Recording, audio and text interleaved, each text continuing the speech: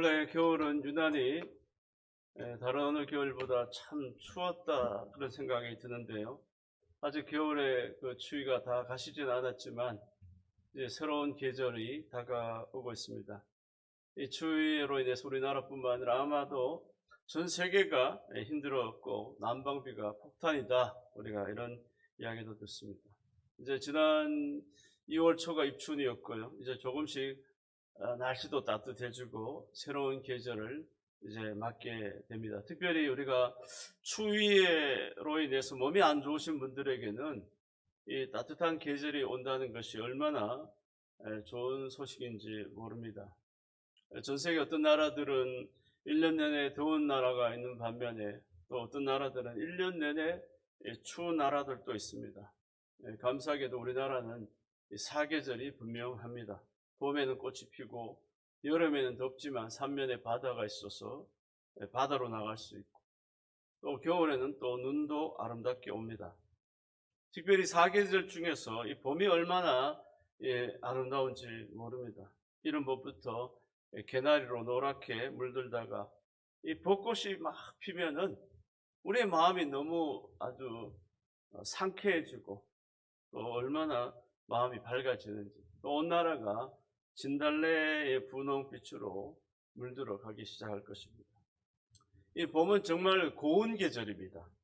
바람도 곱고 햇빛도 순하고 잎도 연하고 봄 하늘은 너무너무 따뜻합니다. 그래서 많은 시인들이 이 봄에 대해서 노래합니다.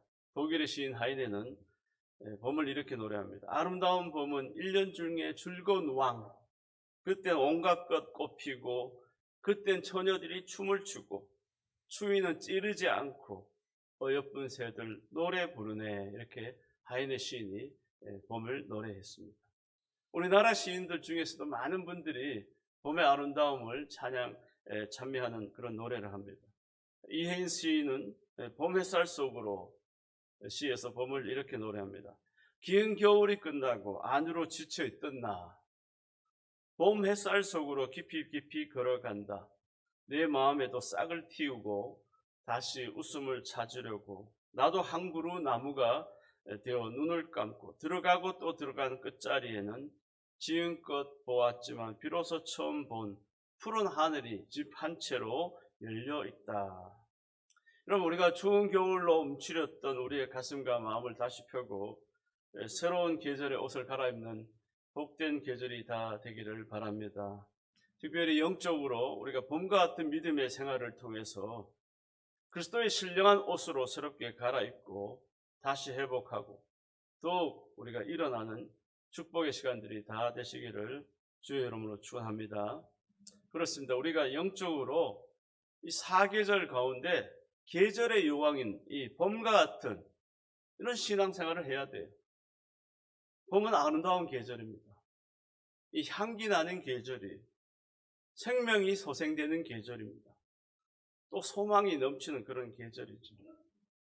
우리 신앙도, 우리의 믿음도 이렇게 소망이 넘치고 새 생명으로 거듭나고 또 힘이 있어요. 힘이 있고 향내 나는 그런 봄의 믿음을 가지기를 주의 이름으로 축원합니다. 백년춘색이라는 그런 말이 있습니다. 이것은 항상 봄과 같이 살았으면 하는 그런 마음이에요. 참 이 봄과 같이 따뜻하게, 추위도 싫고 더위도 싫은데 봄과 같이 따사로운 이런 봄 같은 그런 마음으로, 그런 믿음으로 살았으면 좋겠다 하는 그런 마음이 100년 내내 언제나 봄같이 살았으면 좋겠다는 뜻입니다. 여러분, 가을도 좋습니다. 하지만 가을은 이 모든 나무에서 잎이 뚝뚝 떨어지는 그런 계절이에요. 그러다 보니 뭔가 모르게 우리 마음에 좀 허무하다, 참 인생이 허무하다, 그런 마음을 지울 수가 없습니다. 그러나 봄은 아니에요. 만발이 피어나는, 꽃이 피어나는 거예요. 또 우리는 또 겨울 같은 신앙이 되어서는 안 됩니다. 겨울은 냉랭해지는 거예요. 추워지는 거예요. 움츠리는 거예요. 여러분, 우리가 봄의 신앙을 가지시기를 축원합니다. 봄의 신앙을 하죠. 에베소서 요한계시록 2장 1절 이하에 보면은 에베소 교회를 향하여 예수님께서 처음 사랑을 회복하라 이렇게 말씀하셨어요. 처음 사랑을 회복. 그럼 믿음이 이 가을처럼 땅에 툭 떨어져서 안 돼. 믿음이 툭 떨어지는 거예요. 세상과 타협해서도 안 돼.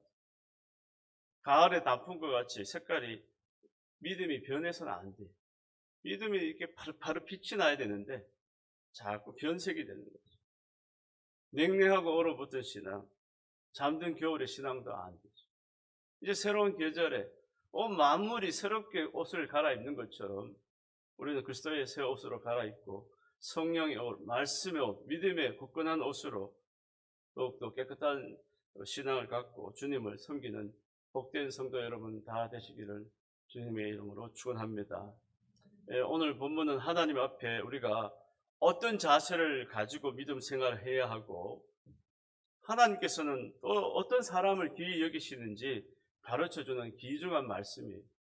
주님은 오늘 이 본문의 말씀을 통해서 우리가 어떤 자세를 가져야 하는지 또 주님은 어떤 사람을 귀히 여기는지 이렇게 말씀하고 있어요. 예수님께서는 오늘 본문 말씀을 보면 바리새인의 집에 초청을 받아 가셨습니다. 예수님은 누구의 초청에도 거절하지 아니하시고 그다지 예수님에 대해 호의적이지 않지만 그래도 바리새인의 집에 찾아가셨어요. 그런데 바리새인은 초청은 했지만은 그렇게 손님을 제대로 귀히 여기지 기쁘시게 하지 못했어요. 정말 초청은 했어요. 근데 주님을 사랑하지도 잘 대접하지도 그렇다고 감사하면서 그렇게 하죠. 눈물도 기쁨 없이 그냥 예수님을 그냥 모시기만 했어요. 그런데 그 동네에 타락한 죄인인 한 여자가 있었는데 이 여인이 예수님께서 바리새인의 집에 오셨다는 걸 듣고 찾아왔어요. 그러면서 이 여인은 우는 거예요. 예수님께서 이 바리새인의 집에 찾아오셔서 같이 이곳에 찾아오셔서 울면서 눈물로 예수님의 발을 적시고 자기 머리털로 씻고 그 발에다가 입을 맞추고 비싼 향유를 부어드렸어요. 그러면서 자신이 죄를 회개하며 눈물로 주님의 사랑하는 마음을 가지고 나아온 것입니다. 사람들은 이 여인의 이상한 행동을 보고 비난하는 거예요. 예수님은 저 사람이 어떤 여인인지 알까? 또 저 죄인인 여자가 예수님 앞에서 어떻게 저렇게 이상한 행동을 할 수 있을까? 이렇게 생각하고 있었어요. 그때 예수님께서 비유를 들어 말씀하셨습니다. 두 사람이 빚을 졌는데 한 사람은 50데나리온을 줬고 한 사람은 500데나리온을 줬는데 둘 다 갚을 능력이 없어서 주인이 빚을 탕감해 주었다는 거예요. 그러면서 예수님께서 바리새인에게 둘 중에 누가 이 탕감해 주신 사람을 더 사랑하겠느냐 이렇게 물었어요. 50데나리온을 빚을 진 사람, 500데나리온을 빚을 진 사람, 똑같이 빚을 갚을 능력이 없는데 이 주인이 다 탕감해 주었는데 이 둘 중에 누가 더 그 주인을 사랑하겠느냐 이렇게 물었어요. 그래서 이 바리새인이 대답하기를 많이 탕감받은 사람이라고 그렇게 대답했어요. 여러분, 이처럼 하나님 앞에서도 죄 용서함을 많이 받은 죄인이 더 주님을 사랑하고 감사하고 더 큰 은혜를 받는다는 것입니다. 충분히 이해가 되는 말씀이죠. 여러분, 나는 이만하면 됐다. 내가 무슨 죄가 있느냐? 이 바리새인같이 계명을 지키고 생활에 흠이 없고 사람들에게 존경받고 스스로 부족함이 없다고 생각하는 사람은 이런 은혜를 받을 수가 없습니다. 주님을 만나는 길이 없어요. 주님을 만나더라도 이러한 마음으로는 기쁘지 않아요. 감사하지도 않고 고백할 것도 없어요. 여러분, 기독교의 생명은 은혜입니다. 은혜. 무엇보다도 우리가 예수님과의 만남이에요. 예수님은 마태복음 9장 12절에 건강한 자에게는 의원이 쓸데없고 병든 자에게라야 쓸데있느니라 이렇게 말씀하셨어요. 다시 말하면 예수님은 의인에게는 예수님이 쓸데없고 죄인에게는 예수님께서 쓸 때가 있느니라. 누가 은혜를 받는다고요? 우리가 죄인들이 은혜를 받는 거예요. 내가 의롭다? 나는 부족함이 없다? 아니라는 거죠. 여러분, 우리가 바리새인같이 부족함이 없는 사람은 은혜를 받을 수가 없어요. 하나님을 만날 수가 없어요. 뭐 세상에서 내가 다 갖추고 있는 사람, 내 마음에 부족함이 없다고 여겨지는 사람들은 하나님을 만날 수 있어요. 여러분, 신앙은요, 다른 어떤 것보다도 하나님과 나와의 만남이에요. 만남. 하나님과의 나와의 만남은 구세주와 죄인과의 만남이에요. 우리를 구원하시는 하나님, 예수 그리스도께서 죄인인 나와 만나는 거죠. 이게 하나님과 나와의 만남이에요. 내가 죄인인 줄 알고 내가 부족한 줄 알 때 주님께서 주님과 만날 수 있는 거예요. 여러분, 예배 시간에도 마찬가지예요. 이 시간에도 우리가 주님을 만날 수가 있어요. 이 시간에도 우리가 성령을 받을 수가 있어요. 정말 나 같은 죄인이 없다라고 생각할 때 우리가 은혜를 받고 또 주님을 만나게 되고 성령께서 함께 하시는 거예요. 또한 구원을 받을 수가 있는 거예요. 그러나 내가 무슨 죄인이냐? 뭐가 부족하냐? 이만하면 됐지 하는 사람은 아무리 교회를 나와도 은혜를 받을 수가 없습니다. 여러분, 죄인의 눈에는 눈물이 있습니다. 부족한 사람에게는 감사가 있고요, 희생이 있고 헌신이 있는 거예요.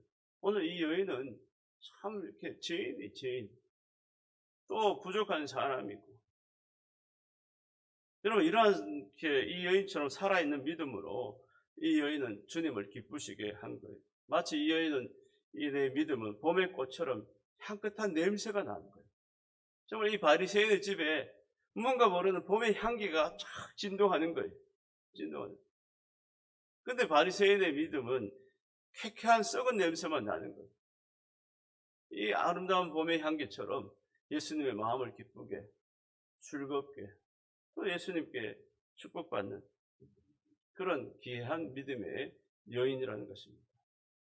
여러분, 신약 성경에 보면 예수님께서 많은 기적을 행하시고, 특별히 어린아이가 가져온 보리떡 5개와 물고기 2마리를 가지고 수천 명을 먹이고 남는 그런 빈들의 기적을 행하신 사건이 나옵니다. 여러분, 하나님께서는 늘 이런 것에 관심을 가지세요. 어린아이 같은 사람, 아주 절망적인 환경, 아무것도 없는 자, 또 아주 보잘것없는 것, 하나님께서는 이런 것을 들어 쓰세요. 그래서 우리가 성경을 자세히 읽다가 보면 하나님께서 어떤 것들에 주목하는지를 조금씩 발견할 수가 있어요. 거창한 것 가지고 아니에요. 언제나 보면 하나님은 아무것도 없는 것, 또 사람들이 관심도 안 갖는 것을 가지고 놀라운 일을 이루시는 것을 보게 됩니다. 특별히 성경 안에 등장하는 인물도 다 그런 분들이 많아요. 참 보잘것없는 사람들. 예를 들어 기생 라합, 또 모압 여인 룻, 정말 이렇게 다 잃어버린 여인이죠. 남편도 잃어버리고 다 잃어버린 여인. 또 뿐만 아니라 사렙다의 과부, 아무것도 없어요.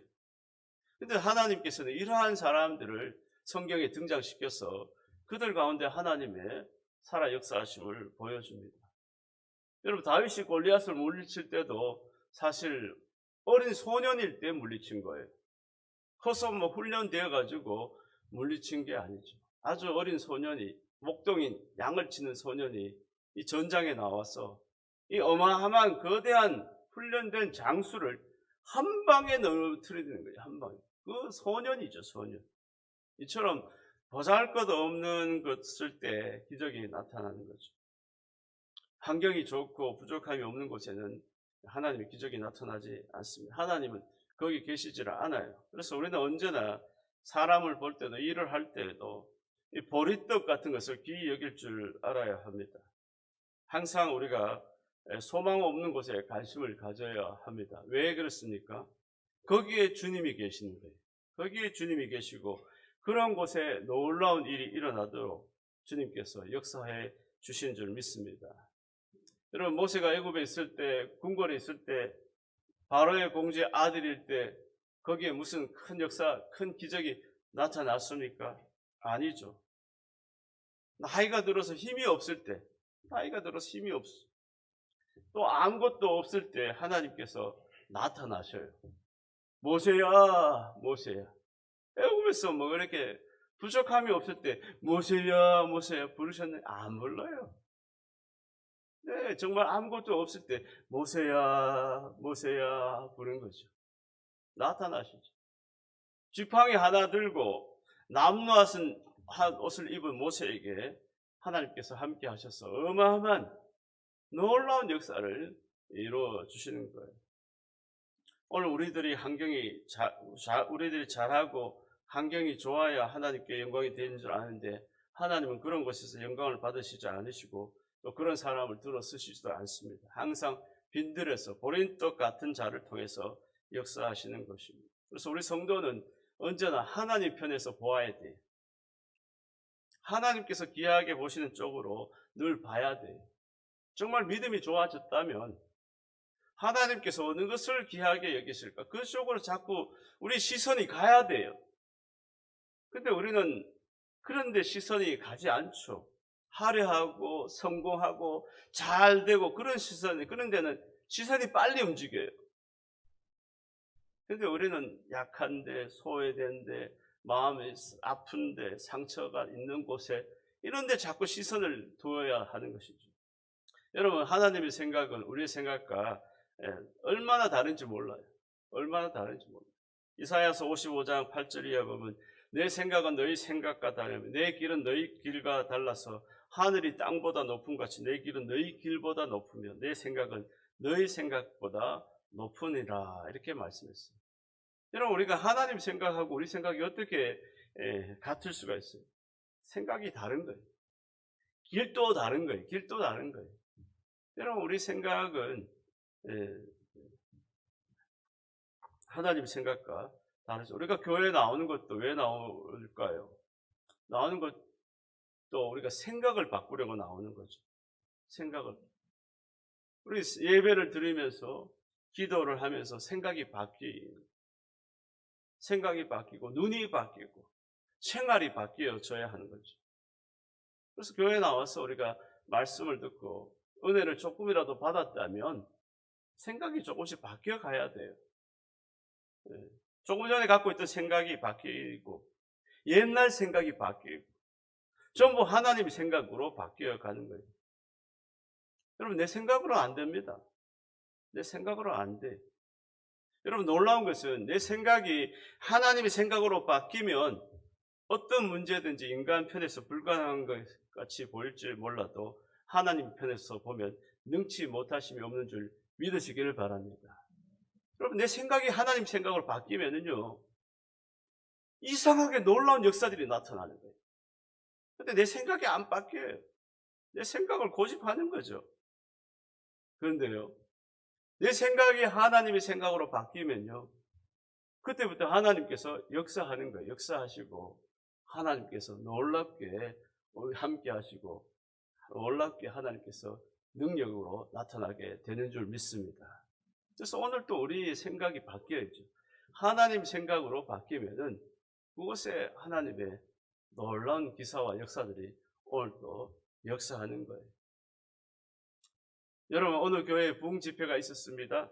마치 우리 교회가 오늘 저녁부터 부흥 집회를 하는 것처럼 어느 교회에 부흥 집회가 있었는데 강사 목사님께서 너무 많은 분들을 기도해 주는 건 힘드니까 예배 이후에, 부흥 이후에 그래서 한 분만 데리고 오시면 좋겠다 이렇게 담임 목사님께 말씀을 드렸어요. 그래서 그 교회 여러분들 중에서 한 분 모시고 기도를 받기로 했는데 그 교회 장로님 한 분이 찾아오셨어요. 그 장로님은 병원을 운영하셨는데 그 병원에 입원한 이 암 환자를 데리고 와서 기도를 해달라는 것이었어요. 이 장로님이 자신을 위해서 기도하는 게 아니고 지금 자기 병원에 암 환자가 있는데 이 환자를 생각해서 이 환자를 데리고 이 강사 목사님 기도해 주세요. 이렇게 데려오셨다는 거예요. 그래서 부흥 강사로 오신 목사님이 안수 기도를 해줬어요. 그런데 기도를 하는데 그분은 암 환자인 그분은 울지도 않고 아유 공연이 이렇게 데려왔다고 귀찮다는 뜻이 원망스럽다는 표정으로 기도를 받았습니다. 그런데 같이 오신 분들은 엉엉 울면서 은혜를 받고 막 같이 이분을 위해서 막 기도하고 나중에 장로님께서 말씀하시기를 목사님 제 힘으로는 부족합니다.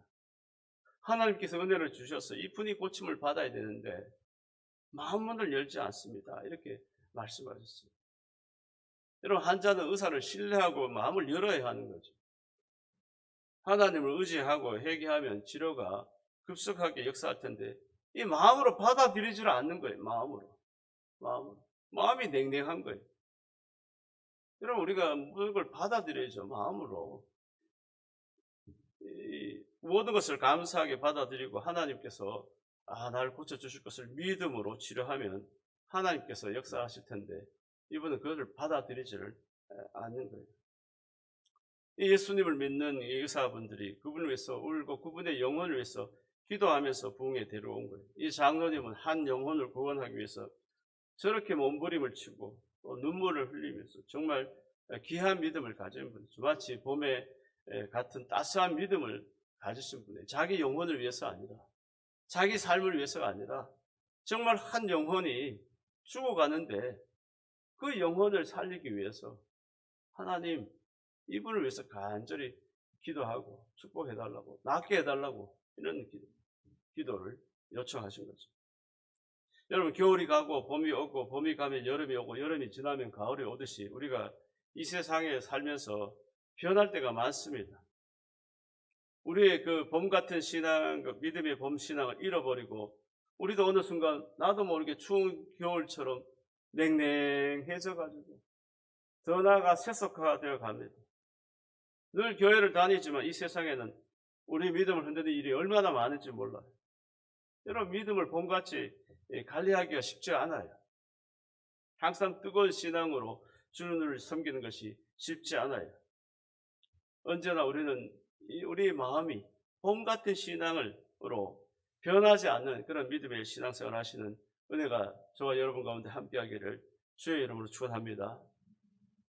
여러분 우리는 일생 동안 그런 봄같은 신앙을 어떻게 유지할 수 있을까요? 이 봄같은 따뜻한 신앙을 어떻게 유지할 수가 있을까요? 이런 신앙이 귀한 신앙이고 이런 신앙이 주님 앞에 칭찬받는 신앙이고 또 놀라운 기적과 역사가 나타나는 신앙인데 이 봄같은 신앙을 우리가 어떻게 계속해서 유지할 수 있을까요? 그것은요 일생 동안 내가 부족하다는 겸손한 자세로 살아야 하는 거예요. 늘 겸손하게 하나님 부족합니다. 내게도 부족함이 있는 것을 알고 주님 앞에 나와서 늘 주님 앞에 부족합니다. 죄인입니다. 이런 마음으로 신앙생활을 하면요. 봄 같은 신앙을 유지할 수가 있는 거예요. 그런데 조금 내가 뭐 배웠다고 안다고 아이고 나는 뭐 이렇게 목에 힘을 주고 그러면 냉랭한 겨울이 찾아오는 거예요. 겨울이 찾아와가지고 모든 게 시들시들해요. 여러분 예수님께서 바리새인에게 뭐라고 말씀하셨습니까?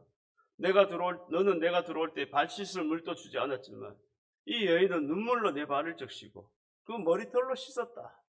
완전히 다르잖아요. 또 너는 내게 입 맞추지도 않았지만 이 여인은 내 발에 입 맞추기를 그치지 않았다. 너는 내 머리에 감람류도 붙지 않았지만 이 여인은 내 발에 비싼 향유를 주었다라고 말씀하고 있습니다. 여러분 이 바리새인의 집에 초청 가던 주님께서 이 바리새인은 냉랭하게 아무것도 안 해주는 거예요. 발 씻을 물도 안 갖다 주고 아무것도 안 갖다 주고. 근데 이 여인은 온몸을 다했어. 눈물로 내 발을 적시고 머리털로 씻었다. 여러분 우리는 그 행위를 통해서 주님을 사랑하는지 그렇지 않은지를 알 수가 있습니다. 나를 뜨겁게 사랑하는 사람은 여러분 사랑하는 걸 알 수 있어요. 저분이 나를 사랑하는구나. 여러분 나를 뜨겁게 사랑하는 사람은 뜨겁게 은혜를 받고 나를 냉랭하게 대하는 사람은 냉랭한 심령으로 버림받을 수밖에 없는 거죠. 여러분 나를 정말 사랑하는지 나를 냉랭하게 대하는지 사람은 다 압니다. 주님도 아셔요. 나를 냉랭하게 대하는지, 정말 나를 사랑하는지. 여러분, 하나님 앞에 인간은 다 죄인입니다. 나는 부족함이 없다고 생각하는 것은 착각이에요. 벌거벗은같이 우리 죄가 드러나면 다 하나님 앞에 설 수 없는 죄인이, 흉악하고 더러운 죄인입니다. 스스로 부족함이 없다고 생각하는 것은 불행한 일입니다. 하나님 앞에 은혜를 받을 수가 없어요. 여러분, 수증기가 증발하면 다시 단비가 되어 땅에 떨어지듯이 나의 부족함을 고백할 때 회개하면 눈물이 하나님 앞에 상달되고 그것이 다시 은혜가 되어서 다시 돌아오게 되는 거예요. 여러분, 우리가 하나님 앞에, 주님 앞에 이런 사랑을 고백해야, 또 이런 마음으로 다가가야 주님께서 우리 가운데 찾아와 주시고 함께 해주시고 만나 주시고 또 큰 은혜와 복을 내려 주실 줄 믿습니다. 고린도전서 12장 7절에 보면 사도 바울이 육체에 가시가 있다고 했는데, 이것은 시험이 될 만한 것이 자기 몸에 있다는 거예요. 많은 학자들이 사도 바울이 간질병이 환자였다 이렇게 얘기도 하고 오늘날까지 그렇게 해석하기도 합니다. 바울은 자신의 몸에 이러한 것들을 위해서 3번이나 간절히 기도했습니다. 고침을 받기 위해서 간절히 기도하고 매달렸는데 그 응답이 무엇입니까? 성경 말씀에 보면 나에게 이르시기를 내 은혜가 내게 족하도다. 이런 내 능력이 약한 데서 온전하여 짐이라 이렇게 말씀하고 있어요. 이 질병이 낫지도 않고 오히려 약할 때에 어떻게 해요? 더 온전해졌다. 바울은 이 자신이 강할 때 강한 것이 아니라 약할 그때에 꼭 강하다라고 말씀하고 있어요. 바로 그 질병을 통해서 은혜가 오고 하나님의 능력이 나타난 거죠. 여러분, 우리가 강하다고 강한 게 아니에요. 약하다고 약한 것이 아니에요. 사람 앞에서는 약할 필요가 없지만 하나님 앞에서는 약해야 돼요. 주님 앞에서는 약한 죄인으로 와야 되죠. 그런데 우리는 하나님 앞에서는 얼마나 강하게 내 자신을, 사람 앞에 가서는 그렇게 우리가 고개를 숙이는 거예요. 우리는 하나님 앞에는 약한 죄인으로 이 여인처럼 다가올 때 주님께서 기뻐하시고 주님께서 큰 은혜와 복을 내려주실 줄 믿습니다. 어떤 분은 남편에게 문제가 있어서 어려움을 겪는데, 그러면 남편을 통해서 그 가정이 은혜를 받은 거예요. 왜? 남편이 때문에 어려움 오면 남편 때문에 더 기도하고 더 눈물 흘리는 거예요. 우리 교회에도 그런 분이 많아요. 남편이 교회를 안 나와요.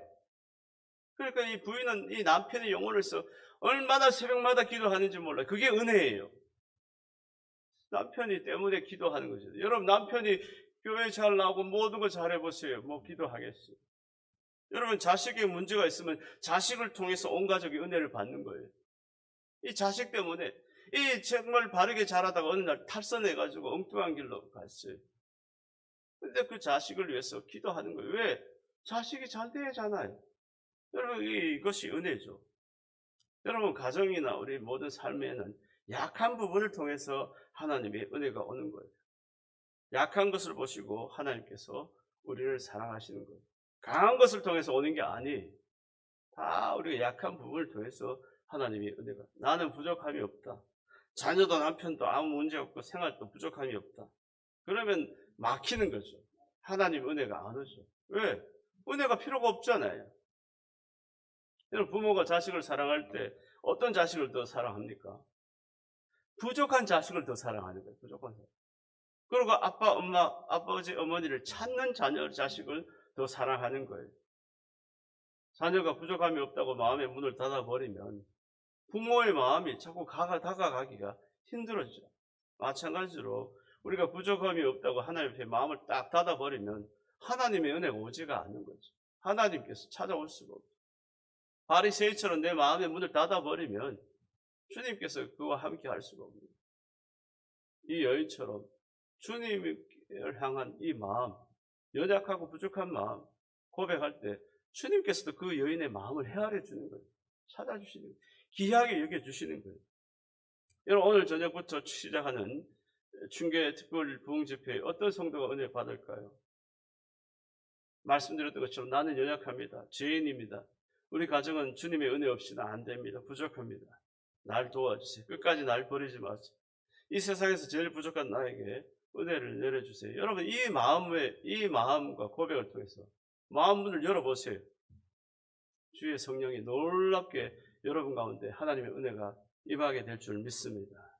주님은 지금도 살아계시고 또 마음의 문을 여는 자 가운데 찾아와 주세요. 찾아와서 내가 너와 함께하리라. 내가 너에게 은혜를 주리라. 너를 축복하리라. 여러분, 오늘 우리는 겨울처럼 냉랭한 심령으로 마음의 문을 닫아버리면 주님께서 찾아오시지 않지. 주님을 사랑하는 마음이 식지 않기를 주의 이름으로 축원합니다. 주님을 향한 사랑에 인색하지 마세요. 내 말 한마디라도 주님 사랑합니다. 나에게 은혜를 내려주세요. 나를 불쌍히 여겨주세요. 나를 긍휼히 여겨주세요. 요한복음 14장 21절에 나를 사랑하는 자는 내 아버지께 사랑을 받을 것이요 나도 그를 사랑하여 그에게 나를 나타내리라. 여러분, 나를 사랑하는 자는 내 아버지께 사랑을 받을, 하나님께 사랑을 받을 것이요 나도 그를 사랑하여 그에게 나를 나타내리라. 보여주겠다는 거예요. 여러분, 주님을 사랑해야죠. 오늘 이 여인처럼 주님께 사랑하고 귀한 것을, 여러분, 우리는 이 겨울로 인해서, 한파로 인해서 우리 마음이 많이 냉랭해졌어요. 그러나 이 겨울의 한파로 얼어붙은 마음이 녹아나고 이 새로운 아름다운 계절, 봄의 따스한 온기로 향기 나는 신앙을 가지시고 이 봄의 은혜가, 축복이 여러분 가운데 함께 하시고 주의 은혜가 늘 여러분 가운데 함께 하시고 성령의 위로가 함께 하심으로 내 마음의 기쁨과 은혜가 부족함이 없도록 봄의 향기 나는 그런 믿음과 아름다운 신앙을 늘 가지고 승리하시는 축복의 귀한 삶들이 다 되시기를 주의 이름으로 축원합니다.